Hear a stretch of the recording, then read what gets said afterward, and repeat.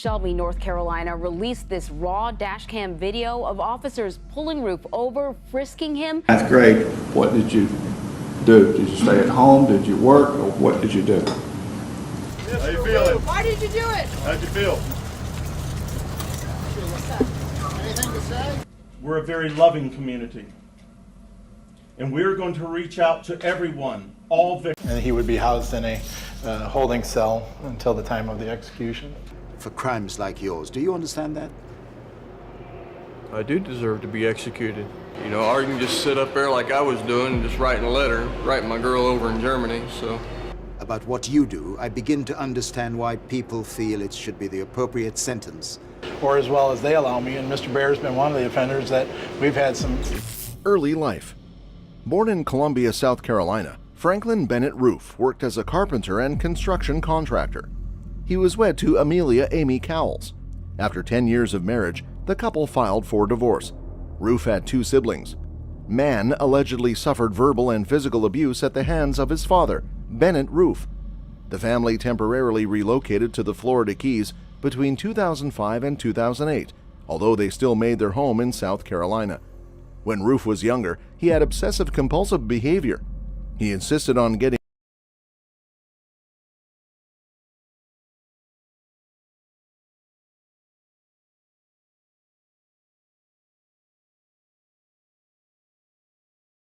high school in Lexington among them, at least 7 times. He stopped going to school in 2010 and left, spending his time between using drugs and playing video games. Roof grew up with his stepmother, and he also lived with his brothers, girlfriend, mother, and an old acquaintance on occasion. At his father's request, he had been working as a landscaper, but he left before the slaying. With no work and no driver's license, his maternal uncle, Carson Cowles, expressed concern about his nephew's social disengagement. After his sister's divorce from his father, Roof severed all ties with her and ignored her invitation to a wedding. Despite Roof's racist remarks, a former high school classmate claimed that some of his black friends were there. Roof's prior police record included 2 arrests, both of which occurred in the months before the attack. Mall security at the Columbiana Center in Columbia alerted the police on February 28, 2015, when Roof, dressed entirely in black, posed uncomfortable questions to staff members.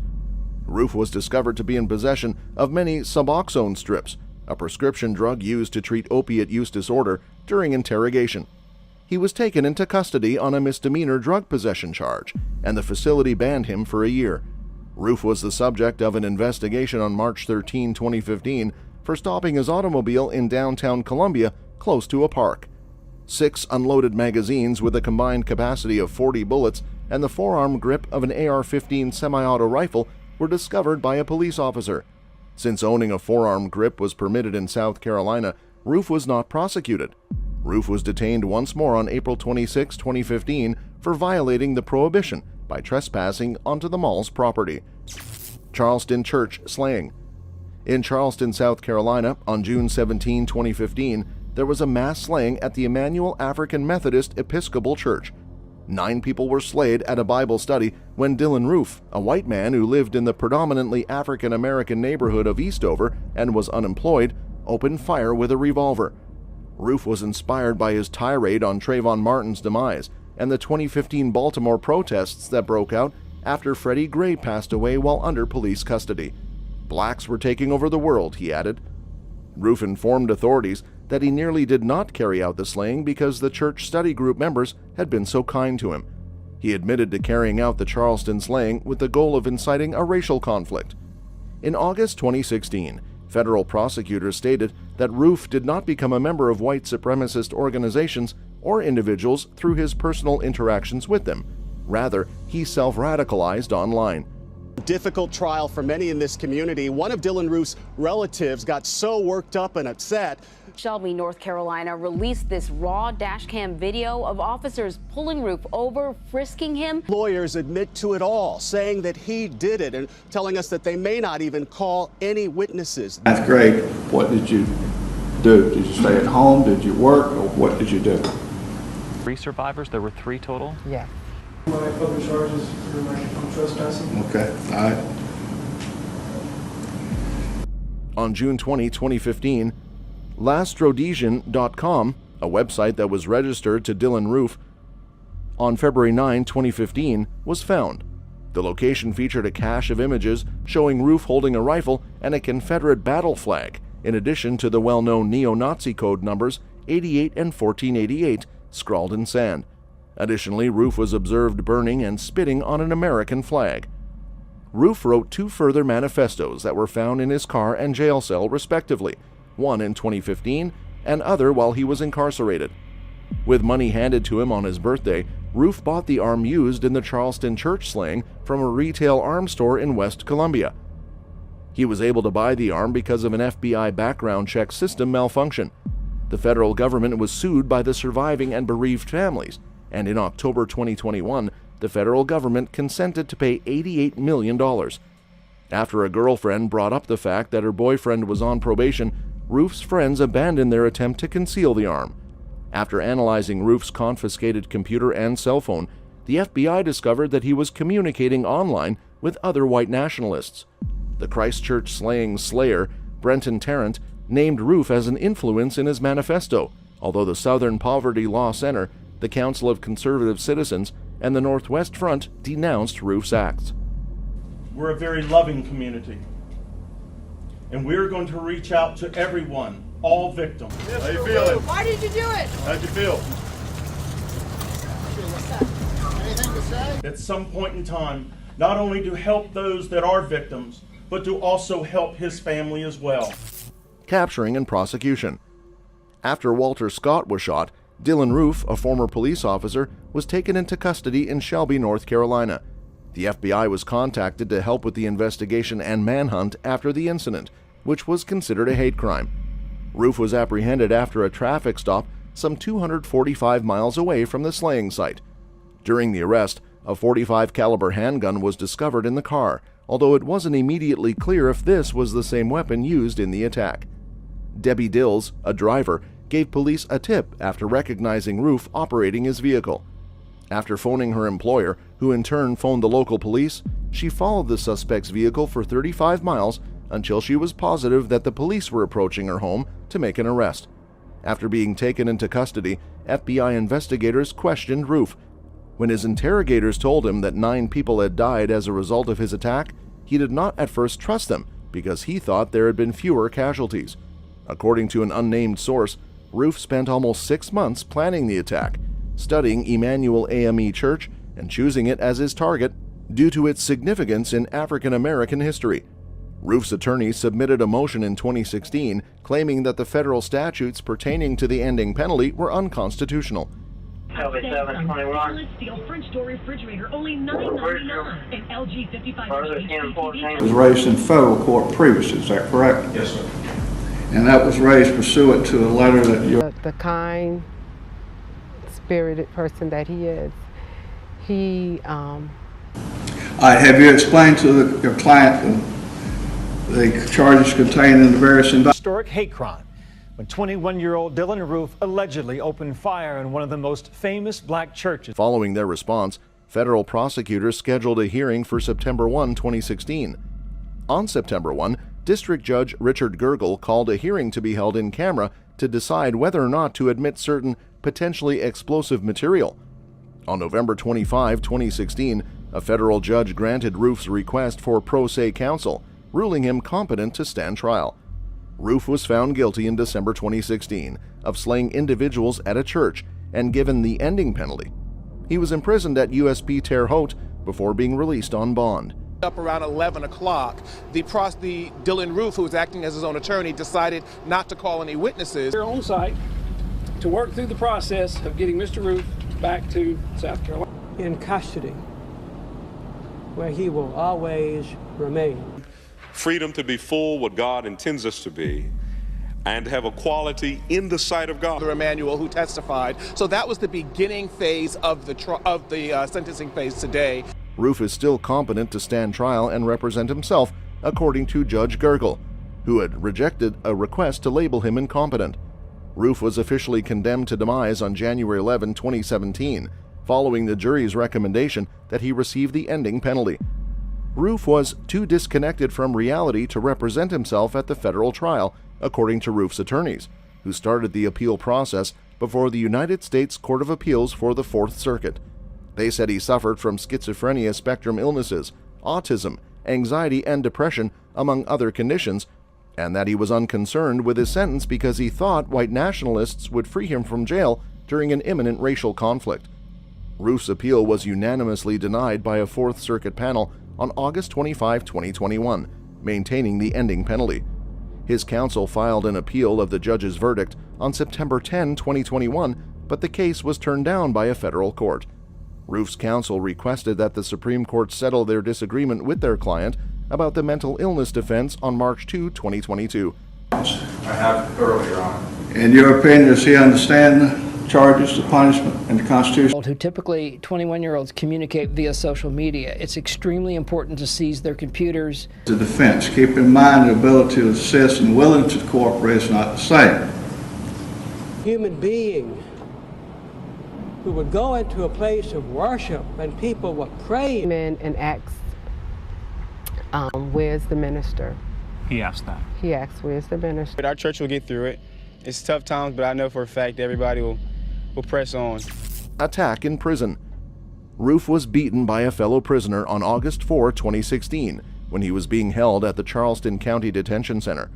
After being inspected by jail medical staff, Roof, who had blown and bruises to his face and body, was cleared to return to his cell and was not gravely hurt. The attacker was identified as Dwayne Marion Stafford, a 25-year-old who was awaiting trial for strong arm robbery and first-degree assault. In order to get to Roof, Stafford had to climb out of his unlocked cell, through a steel cell door with a small vertical window, and descend stairs into the jail's protective custody section. Two of the jail officers who were supposed to accompany Roof had left. One was on break, and the other had been ordered away to complete another task, leaving him alone at the scene of the incident. According to Roof's lawyer, they had no intention of filing charges. 18 months after his first apprehension, Stafford was freed on a bond of more than $100,000 the night following the attack. From defiance to despair, Frederick Michael Baer's story is a tragic and disturbing one that highlights the profound consequences of his heinous actions. Baer's descent into illegal and criminality culminated in a horrific incident that shook a community and led to the slaying of 26-year-old Corey Clark and her 4-year-old daughter, Jenna. Baer's attempt to physically attack Corey and the subsequent brutal slaying of both mother and child marked the culmination of a criminal history that included theft and serial physical attack. The 2005 trial exposed the depths of Baer's depravity, and the severity of his crimes resulted in the imposition of the ending penalty, an increasingly rare sentence in Indiana. The passage of 8 years on the ending row has visibly taken a toll on Baer. Physically transformed and emotionally burdened, he now grapples with the weight of his actions.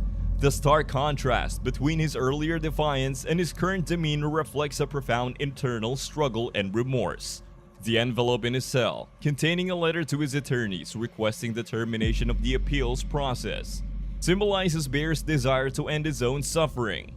The contemplation of his own mortality and the prospect of facing the Slayer chamber loom large over him, a consequence of the choices he made that fateful day. The interview with the Indiana State Prison provides a glimpse into Baer's emotional state. For crimes like yours, do you understand that? I do deserve to be executed. A process or a time frame in which we do everything. But yes, approximately between 4 and 5. Our course in life will throw us in the same event. And as a result, You know, or you can just sit up there like I was doing and just writing a letter, writing my girl over in Germany, so. really solid conversations about life, where we're at, why we're here. Others just sit here and meditate and are very quiet for the last few hours. A man shackled not only physically, but also by the remorse and guilt that haunt him daily. His apologies and tears reveal a deep sense of regret for the pain he caused and the lives he took. In a broader context, Baer's case raises questions about the ending penalty, its application, and the complexities of the criminal justice system, the timeline of appeals, and the potential for an additional 8 years before any resolution underscore the lengthy and contentious nature of capital punishment cases. As the legal process unfolds, the story of Frederick Michael Baer serves as a chilling reminder of the human capacity for darkness and the enduring impact of violent crime on victims, their families, and even the perpetrators themselves. The final crime. Bayer was working at a construction site in Anderson on the afternoon of February 25, 2004. He was suffering withdrawal from methamphetamine. Anxiety hammered his head. Sweat seeped from his skin despite the February chill. With evil intent, Bayer left work early to drive someplace, any place to rob, any women to physically attack. He drove to Lapel and parked near two homes. He approached one house and knocked on the door. A woman answered, but cautiously kept Bayer from looking inside. He asked to use her phone. She brought me the phone, but I was trying to get in, so I dialed something and gave her the phone back. Bayer recalls. Down the road, he spotted a woman moving boxes outside.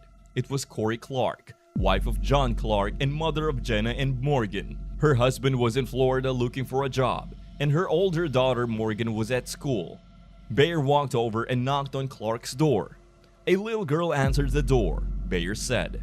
She went to get her mother, and I asked if I could use the phone.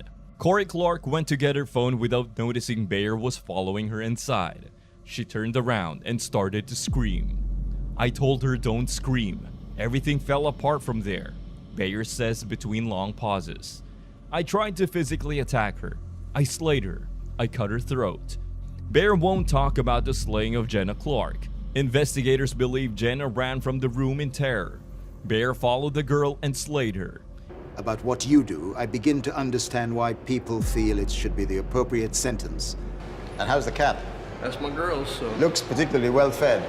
Is she in Germany doing what? She's in Germany, probably right now. Or as well as they allow me, and Mr. Bayer's been one of the offenders that we've had some... They didn't deserve to die, Bayer says through tears. I don't know why I did it, but every day I've thought about it. For the past 8 years, all the pain I've caused, all the hurt I've caused. I remember the words of Corey Clark's mother on the witness stand. Why? And I've asked that every day for the past 8 years. The Herald Bulletin's attempts to contact the victim's family for this article were unsuccessful. Bayer says he recently observed his two victims' birthdays, which were in March. He has the dates marked on the calendar in his cell. He says he's haunted by unanswerable questions. Where did things go wrong? How could things have been different? Why did I slay? Why am I still alive? Before the slayings, Bayer was born October 19, 1971, and grew up in Indianapolis. He and his sister, Evelyn, were adopted by their stepfather. Bayer never knew his real father. He remembers his mother and stepfather as loving for the most part. Bayer says he never went hungry. When he was a boy, he dreamed of following in his stepfather's footsteps and joining the army. He said the brotherhood of the army appealed to him, and he hoped a career in the military would help him see the world. In 1983, Evelyn was slayed by her ex-husband, tragically culminating a turbulent and abusive relationship. Evelyn's slaying was a turning point for Bayer, who was not yet a teenager, and his entire family. After Evelyn's slaying, Bayer says his stepfather started to abuse alcohol and became mentally and physically abusive. Bayer says his mother withdrew as a parent. Bayer struggled to concentrate in school. He was hyperactive, fidgety, and acted out to get attention. By the end of high school, he was abusing drugs. He turned to thievery to support his addiction to methamphetamine, an increasingly popular, insidious, and highly addictive psychostimulant. While living in Knox County around 2000, Bayer was continually in and out of jail. By 2002, he faced charges for drug trafficking and possession, probation violations, thefts, robberies, resisting law enforcement, escape, and battery. The Knox County Prosecutor's Office offered a plea agreement of 18 months in prison, foregoing a habitual offender charge that could have increased Bayer's sentence. From Bayer's perspective, his quick release from prison was an opportunity. He got married and found a job in the work release program. But the temptations of the past soon overwhelmed the new life Bayer sought to forge. His wife, he says, was a negative influence, and he began stealing to finance his drug addiction. He also started raping, finding random targets and using the ruse of needing to use a telephone to talk his way into women's homes. Bottom line, I ain't gonna candy coat it. I deserve to be executed. Is this your exercise routine? Yeah, this is my recreation right now. Her name is Susan, and she's a very beautiful person. The night of the execution, we would bring the offender over here. At one particular juncture, we'll participate in the same event. After the slaying conviction, investigators found in Bear's home trophies, items taken from the homes of his victims. The evidence led to physical attack charges in Marion and Hamilton counties. Bear's insatiable appetite for physical attack, fueled in part by his drug addiction, escalated toward the tragedy of February 25, 2004. Behind bars. Indiana State Prison, located less than half a mile from Lake Michigan, holds over 2,000 of Indiana's most heinous criminals, including 10 other inmates. Bayer, who lives in a cell on the campus, is almost certain where he will die. Since 1977, 94 people have been sentenced to demise by the state of Indiana, with 20 of those executed. In 54 cases, the ending penalty was reversed by the state or the courts in the appeals process. Eric Michael Wrinkles, the last person to be executed in Indiana, was put to end in 2009. The appeals process for the ending penalty inmate is long and expensive, costing about $450,000, more than 10 times life without parole cases. Debate still rages about whether the ending penalty is morally defensible. Nearly 2/3 of the world's nation have abolished capital punishment, including more than 30 in the past decade. In the United States, 33 states have the ending penalty, but 13, including Indiana, have had no slayings in the past 5 years. A 2011 Gallup poll showed that 61% of Americans support the ending penalty. Madison County Prosecutor Rodney Cummings, who tried the Bayer case in 2005, said if there's one person in Indiana who should be put to end, it's Bayer. Bayer believes he deserves to die and believes demise offers the only release from his constant regret and self-loathing. He doesn't know why he continues the appeals process and claims he doesn't fear demise. For the past 8 years, Bayer has been on a standard ending row inmate schedule at the Indiana State Prison. I've never believed in the death penalty myself, but when I think... Getting ready to fix supper. The steps which an inmate who's about to be executed would take into this area. Correct. I think it's important that I get to know these guys as well as I can. My job is one single event, and that's to put this man to death. Going outside or hitting the weights or sitting there calling somebody, your loved ones and your family on the telephone. He and the other ending row prisoners are sequestered in a separate cell area, away from the general population. Bayer usually wakes up at around 3 a.m. and checks through his belongings before breakfast. He is allowed 4 hours of time outside his cell to shower, go outside, or exercise. The rest of the time is spent in his cell, watching television and caring for his cat, Lucky. Bayer seeks answers for his actions and sought medical care, including bipolar medication and regular prayers. He has written letters to Clark's family, but cannot send them because he doesn't know their mailing addresses. Bayer waits for the resolution of the appeals process or for the day when he decides to give up and accept his fate. That's all for this video, folks. See you next time.